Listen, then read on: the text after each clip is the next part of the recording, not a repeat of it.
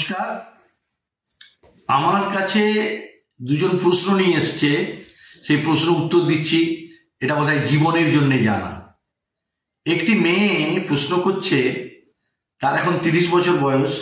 সে বলছে তার এক ডাক্তারের সঙ্গে বিয়ে ঠিক হয়েছে, কিন্তু সে আগে ফিজিক্যাল রিলেশনে ছিল এবং সেই ফিজিক্যাল রিলেশনে যে ছিল সেটা যদি ডাক্তারের সঙ্গে বিয়ে হয়, তিনি কি বুঝতে পারবেন? আসলে যদি বুঝতে পারেন তাহলে তার দাম্পত্য জীবনে সমস্যা হতে পারে। সেই দৃষ্টিকোণ থেকে বলতে পারি যে এটা কোনো সমস্যা নেই, কেউ বুঝতে পারবে না। আসলে আপনার যে অপরাধ বোধ, সেটা থেকেই বোধহয় এই ভাবনা।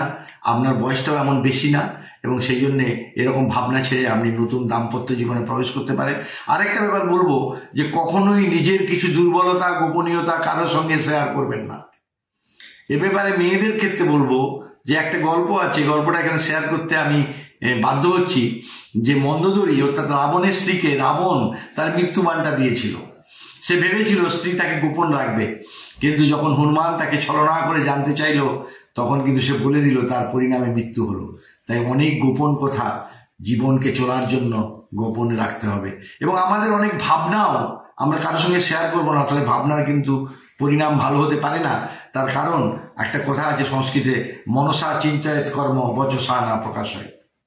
আরেকটি প্রশ্ন একটি ছেলে করেছে, তার অপরাধ বোধ, তার এখন বয়স 27। সে বলছে, মাকে আমি একদিন উলঙ্গ অবস্থায় দেখেছি, তারপর থেকে আমার অপরাধ বোধ। এক্ষেত্রে বলবো, মা কিন্তু মার তো কোনো বিকল্প হয় না, কিন্তু সব থেকে ভাবতে হবে মা কিন্তু একজন নারী।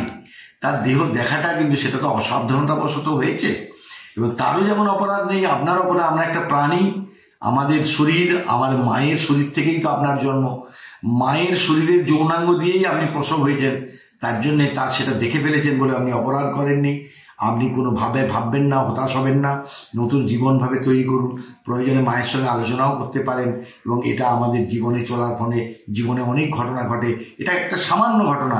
এবং ওই ছেলেটি প্রশ্ন করছে যে আমি তারপর থেকে ঘুমাতে পারছি না, অপরাধ বোধে ভুগছি। অপরাধের কোনো কারণ নেই। আমরা নারী বলে ভেবে তাকে দেখেছি বা দেখতে বাধ্য হয়েছি, কিন্তু মায়ের তাতে মাতৃত্ব কোনো ক্ষুণ্ণ হয় না। মাতৃত্ব অনেক গভীর গোপন ব্যাপার, সেটা আমাদের মননে চিন্তনে সেটা সহজে যায় না। তাই আমরা একটি প্রসঙ্গে গল্প বলি, শরৎচন্দ্রের গল্প। শরৎচন্দ্র একজন মহিলাকে ভালোবাসতেন, তখন তো বাল্য বিধবা হতো, এবং সেই বাল্য বিধবা হওয়ার কারণে সে দিদিকে ভালোবাসতো।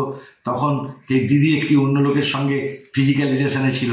তখন শরৎচন্দ্রকে অন্য তার বন্ধু বান্ধব বলছে, তুই দিদিকে যে ভালোবাসিস, জানিস তো দিদি এইসব করে, তো দিদি ভালো নয়। তখন সে বলেছিল, দিদিকে আমি মাতৃজ্ঞানে পুজো করি, আর তার এটা যে দেহ তত্ত্ব অর্থাৎ তার যে ক্ষুধা, সেটা অন্য প্রসঙ্গ।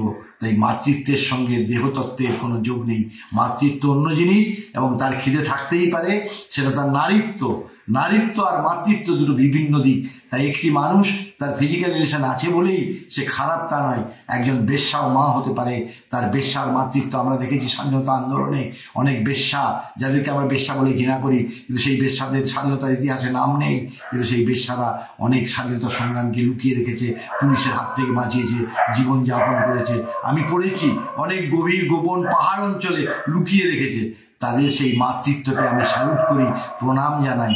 তাই মাতৃত্ব, নারীত্ব, এই আমি প্রশ্নের উত্তর দিতে গিয়ে একটু গভীরেই বললাম এই কারণেই যে আমাদের সম্মানটা গভীরে অন্তরে, সেটা বহিরাঙ্গে নয়। তার জন্য ওই ছেলেটিকে বলবো, তুমি হতাশ হবে না, তুমি এগিয়ে চলো। জীবনে বাঁচার যে ক্ষেত্রে অনেক ঘটনা ঘটে, সেই ঘটনা কিন্তু আমাদের জীবনকে প্রভাবিত করতে পারবে না। আমরা সেগুলো উড়িয়ে দিয়ে আমরা এগিয়ে যাব, চরৈবেতি চরৈবেতি চরৈবেতি।